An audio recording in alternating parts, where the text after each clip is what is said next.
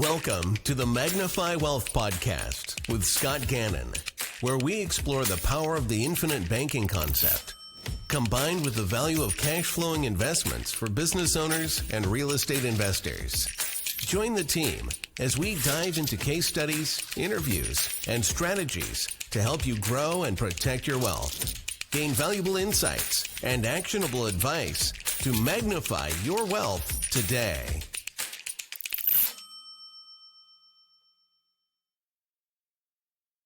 Hello and welcome in, everybody, to the Magnify Wealth Podcast. I'm here with our host, Scott Gannon. So, what we are going to talk about today is the first investment Scott did while using the infinite banking concept to his advantage. So, let me preface this.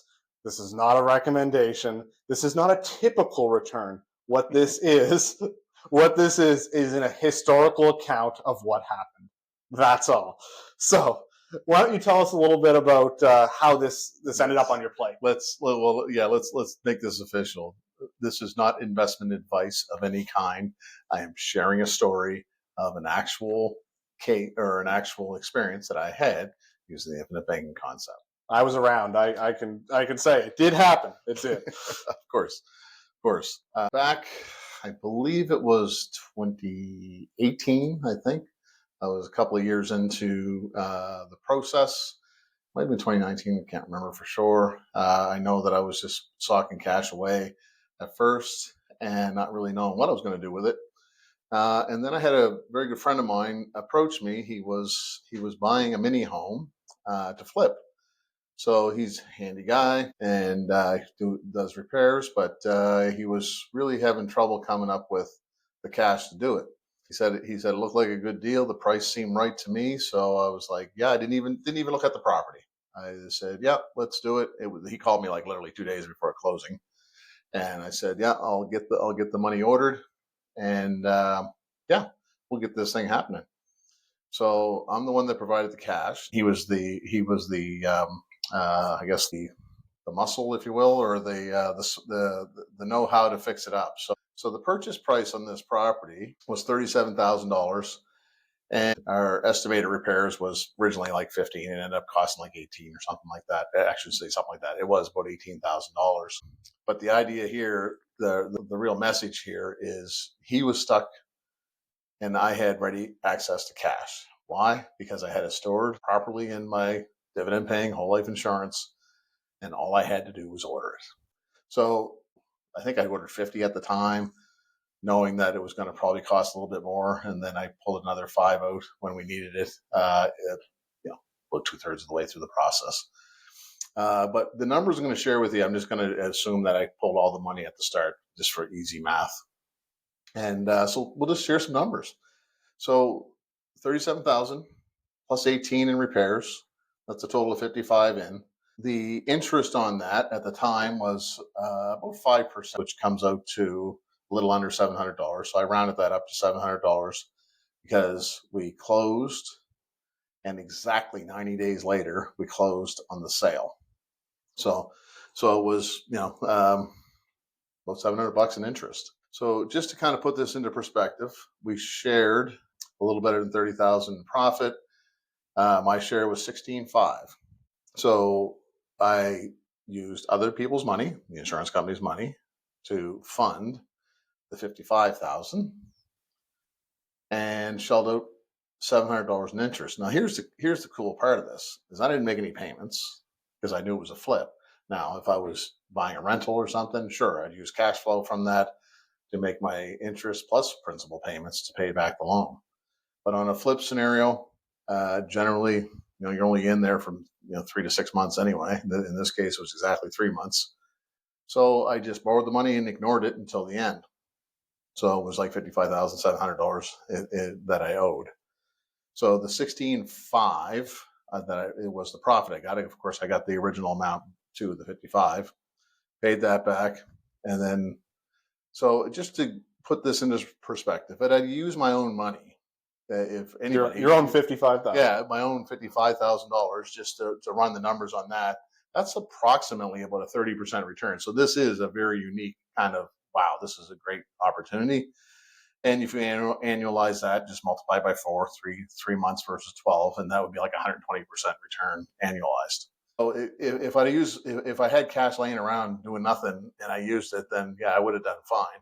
But let's look at this from the infinite banking concept and the use of leverage. And those numbers are little. I'm just going to go back to my numbers here. So $700 of interest. So we divide 16.5 by that. The reason being, the only expense you had was $700. You did not. Look, it wasn't your money. Yeah, you never touched your own money. The only money out of your pocket was $700. Yeah, exactly. So the 55,000 was used and then put back, and for that I paid $700. So 16.5 divided by $700, that comes up to 2,357% for 3 months. So a little better than 30%. But how about the annualized? 9,428%. Now, does that happen every day? Absolutely not.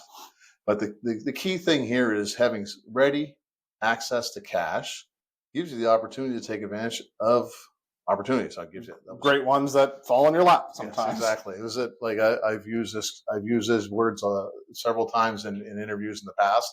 Is when does the deal of a lifetime happen? Well, the deal of a lifetime happens when somebody has a great deal or great idea and needs cash. And if you got the cash, then guess what? You can be part of that deal of a lifetime. And yeah, sure, this would have been, if I could have added a couple zeros to that 37,000, this could have been a deal of a lifetime. But it was still a pretty good deal for basically all I did was order money and pay it and then put it back at the end. So not a lot of work for basically a little, what was it, 15.8 profit? Well, sorry. You know what's really cool though? What's that now? After all that profit, there were some other there's some other benefits with using infinite banking. Because I mean, you could use your like a line of credit to do something like this and use other people's money and get a great return. But there's a few aspects that are a little bit different. Sure. We talked about no payback terms. We talked about the fact that you were able to just wait till the flip happened and pay it back then. You don't get that with a line of credit. The other thing is you talked about being able to call them up and get the money right away. You did not have to apply. Right. You didn't have to go through the bank's big cavity search that they do when it comes to the money. And finally, do you want to talk about the final benefit that actually, interestingly enough, makes the rate of return even better? Well, there's I think you mentioned the payback term. So just put it in perspective. Yeah, if you had an equity line of credit or something, then and you had enough room, 60,000 in room, then anybody could have done this. But what you wouldn't have gotten is steady growth during those 3 months. Now, I can't remember. It's been six years or so how much it actually grew during those three months. But my ready access to capital kept growing during those 3 months. One thing I can guarantee you, even though you don't remember the numbers, is that you got tax-free growth every single day in there. It never went backwards. Exactly.